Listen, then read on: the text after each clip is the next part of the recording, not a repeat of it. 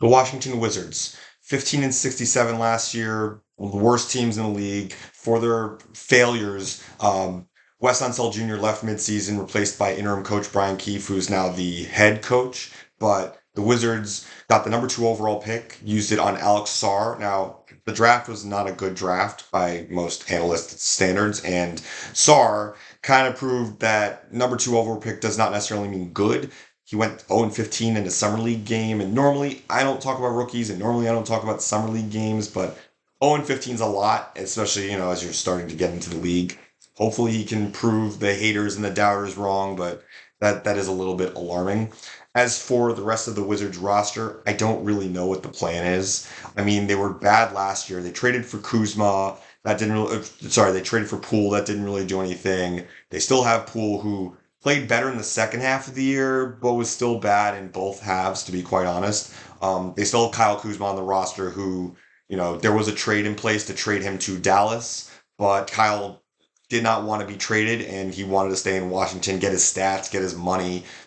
It's kind of not a good look. And between him and Poole, two guys who both won titles. Yes, they won titles with the previous teams, but both of them clearly are in it for the stats and the money and the accolades. They don't really care about winning. So if those are your two best players, you're not really going to win a lot of games unless they really try. And they certainly have the talent to do it, but I just don't see that happening. And then as for the rest of the roster, there was a sort of weird trade during the offseason to trade Denny Avdia to Portland to get Malcolm Brogdon. And there were picks involved, which is even stranger, like first round picks and Bub Carrington, who the Wizards drafted this year. The whole thing is just strange to me. Like, why are you trading a 22, 23-year-old for a 31-year-old who's never healthy? Like, to me, between that and between the signing of Jonas Valanciunas for 3 years, 33 million, I think it is, that's just insane. It's a sign that they're trying to win now, but even winning now doesn't make sense. Their first round pick this upcoming season in a deep draft, top 10 protected to the Knicks. So if you get too close to the play-in race,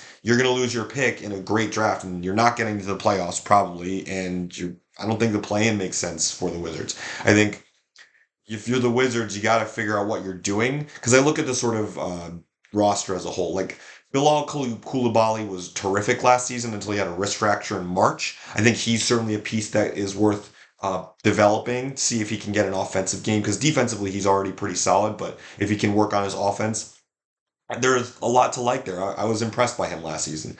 Denny Avdia is gone. He was not an all-star, ever going to be an all-star, but at least, a role player for the future, solid defensive player, and put up some stats late in the season, which, that can hurt.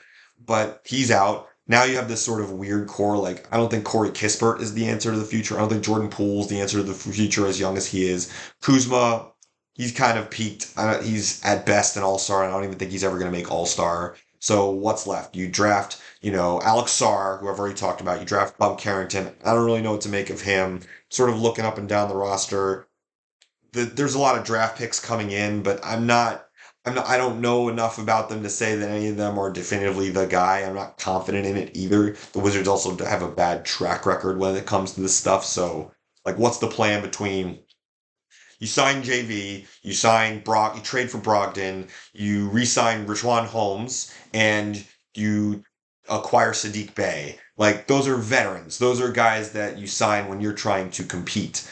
And yes, there are tons of veterans on the team, but again, it's not quite good enough to be in the playoffs. So I don't see why you do it and risk your pick. And I won't say the East is as deep as the West in terms of depth of conference, but the East still has solid teams, and the NBA as a whole is a lot deeper than it used to be. So, trying to win with that core is going to be very difficult when there isn't a true all-star on the roster to speak, so to speak. So, again, I keep belaboring this point, but why try and compete for the playoffs? Like, that core is not going to win. The young guys that I haven't mentioned, the Corey Kisperts of the world, I don't see that as being the difference in making the play in. So, if I'm the Wizards, I'm trying to lose this year. I'm trying to develop Kuzma, maybe not so much, but I'm trying to develop Jordan Poole into the sort of ideal point guard who plays defense and doesn't take bad shots all the time.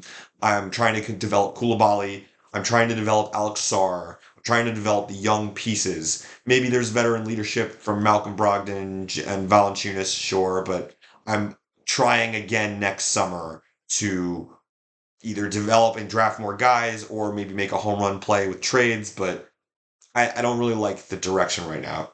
And I would not be shocked if the Wizards were 15th again. I think 14th or 15th is certainly where it makes the most sense to peg them. And unless they do something, they're going to be 15th every year for the foreseeable future.